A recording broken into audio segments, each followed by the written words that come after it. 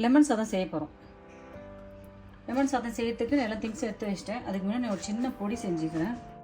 1 spoon மல்லி, 1/4 spoon சீரகம், ஒரு பிஞ்ச் வெந்தயம், 2 சின்ன சின்ன துண்டு பெருங்காயம் எடுத்துக்கிறேன். இதை லைட்டாக அப்படியே வறுத்து பொடி செஞ்சுக்கிட்டு இது எல்லாத்தையும் போட மாட்டோம். இதிலேருந்து நம்ம ஒரு 1/2 ஸ்பூன் போட்டு போகிறோம். ஒரு புது மாடலில் லெமன் சாதம் செய்யணும். போதும். இதை நம்ம அப்படியே பொடி பண்ணிக்கலாம். இது பொடி பண்ணி கொண்டு வந்துடலாம். ஒரு 50 கிராம் எண்ணெய் போதும். தாளிக்கிறோம். கடுகு போட்டு தாளிக்கிறோம். கருவேப்பிலை சேர்த்துக்கிறோம்.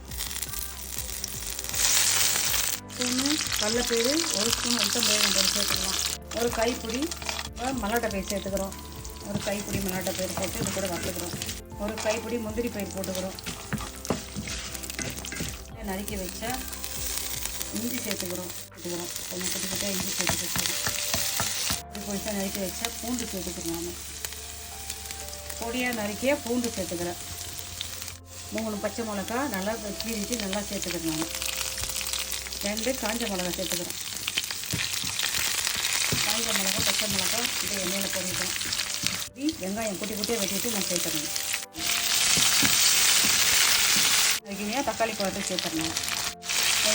ஏலக்கு தக்காளி பழம் சேர்த்து கொஞ்சம் உப்பு சேர்த்துக்கலாம். வெங்காயம் சீக்கிரம் வதங்கிடும். மிதமான சூட்டில் வதக்கணும்.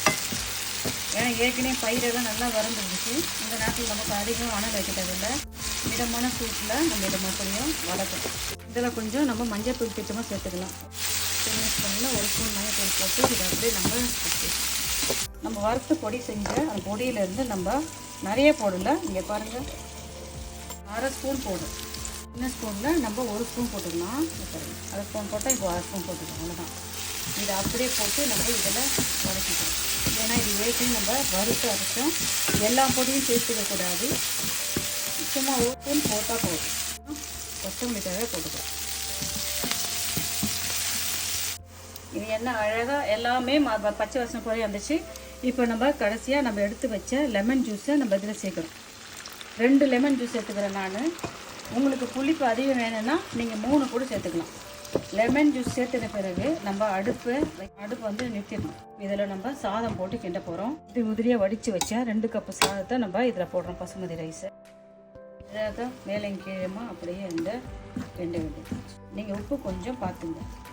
காரம் அதே போல் நான் 3 பச்சை மிளகா போட்டுக்கிறேன். 2 காஞ்ச மிளகா போட்டுக்கிறேன்.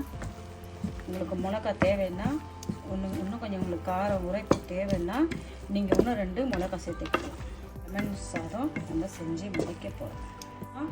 வாங்க டேஸ்ட் பண்ணி பார்க்கலாமா? என்ன சூப்பரான ஒரு எலுமிச்சை சாதம் ரெடி ஆகிடுச்சு. இது மேலே சும்மா லைட்டாக அப்படியே நம்ம கொத்தமல்லி தழை போட்டுக்கலாம். அழகான ஆரோக்கியமான ஒரு லெமன் சாதம் ரெடி ஆயிடுச்சு. நீங்களும் வீட்டில் இதே மெத்தடில் செஞ்சு பார்த்துட்டு உங்கள் கமெண்ட் எனக்கு சொல்லுங்கம்மா. தேங்க்யூப்பா.